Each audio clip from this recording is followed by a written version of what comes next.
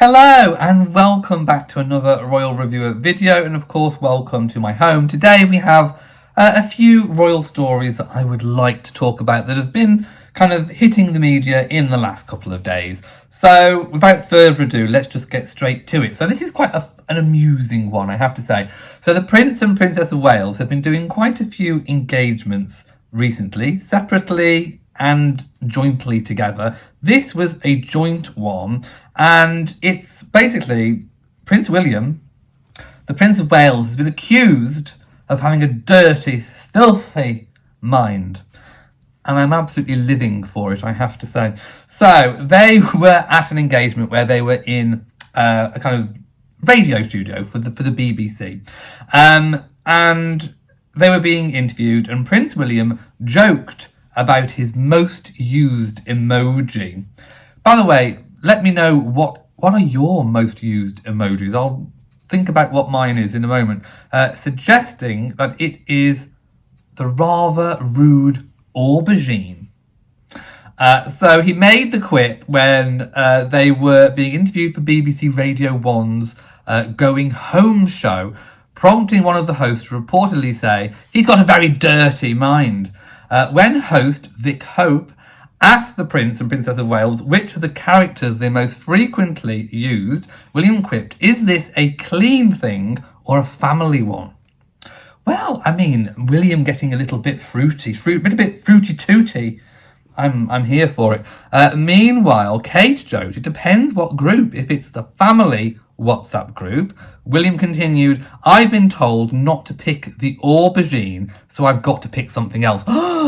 So, my goodness, he added, "It would have been the Aubegine, but I'm saying now, because I've got to be a little grown up, that it's the one with the eyes that go up and down and that weird mouth." Revealing her emoji of choice, Kate said, "It's got to be the heart and then the crying emoji, the sort of like hysterical laughing when things go wrong." I have to say, I'm loving William's response. I wasn't expecting it. Now, I do like and really enjoy, I think most people enjoy these little kind of off-the-cuff remarks that just reveal a little bit more about someone's personality and nature. Now, we all know, well, I don't think it's a matter of coincidence that William's little kind of moniker, I've been calling him this for years, Big Willy. I don't think he's called Big Willy for nothing. Now, my loves, do not go Googling this at all. But there is a genuine photo out there of Prince William's unfathomable, unmentionables, I should say. And I've seen it, and he's definitely a shower. If you know what growers and showers are, William is definitely a shower. There was a photograph. I don't know who took the photo. I mean, it's rather disgusting, really. But it's out there.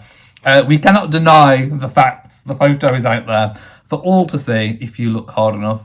Anyway, the photo, I think he was playing polo or something, and he needed... Nature called, and he whipped it out and relieved himself in a bush or something.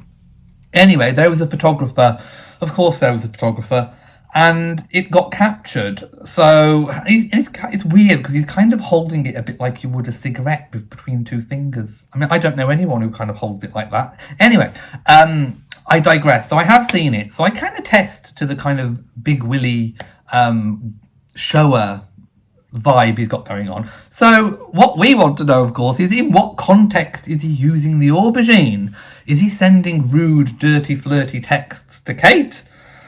My goodness. Well, I mean, tampon gate. I mean, Camilla with the tampon gate and King Charles when he was Prince of Wales. I mean, maybe it runs in the family, a little bit of dirty, flirty talk. I mean, I dread to think what Harry and Meghan's most used emojis are. What are mine?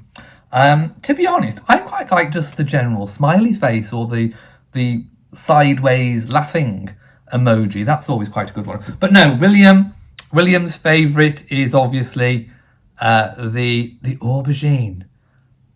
or eggplant if you're across the pond. Let me know your thoughts. What do you think about that? Okay, so next, I don't think we can go on a much down to earth with a bump from that Aubegine story to one of real life that's really going on right now, and that is, of course, what's going on in Israel now. I think a lot of people, some people, especially celebrities, are kind of not wanting to condemn what's going on and sort of pick a side. There's a lot of political stuff going on in the background, and one of the things that's kind of surprised me a little bit as a royal watcher is how quick the royal family has actually kind of officially condemned what's going on, and and have sort of said that they have called it acts of terror. So King Charles III, on behalf of himself and of course the Queen, and William and Catherine have all condemned that quite straightforward, quite specifically, which I think is a big departure to perhaps what we would have seen with Queen Elizabeth II. I think, she was ever the diplomat, and I think her message, I think she would have put a message out, but I don't think it would have been one that was quite so direct and pointed towards one particular side. King Charles III is doing things differently his own way. William and Catherine, the Prince and Princess of Wales, have definitely followed suit. Harry and Meghan, on the other hand, have kind of gone this kind of celebrity route where everything is quite kind of straightforward by saying they are supporting our partners and organisations on the front lines in Israel to provide the urgent aid needed. So unless anything has happened, well, they say that they have stand against all acts of terrorism and brutality. So the word was mentioned, but not specifically pointed at one particular side, is what I'm saying. So very much kind of keeping it neutral, which, like I say, is kind of in the style of what Her Late Majesty would have done. But I think now I've read many articles recently where people have been questioning the monarchy in terms of what is its relevance going forward. And I think a lot of people want to hear a little bit more, well, people are prepared to give a bit more leniency, but I think towards kind of political views and opinions. Now, one thing I think that has gone on behind the scenes with King Charles and William and Catherine is probably the approval of government. I don't think that message would have come out without being shown to the Prime Minister and the government of the day. So I think that would have had, kind of approval. I think if the King or members of the royal family are going to tackle something political, and I can see eventualities in the future where that may be necessary, for example, with climate change, in particular with regards to perhaps King Charles attending a Commonwealth meeting, where perhaps he may give a speech on the climate change, the environment.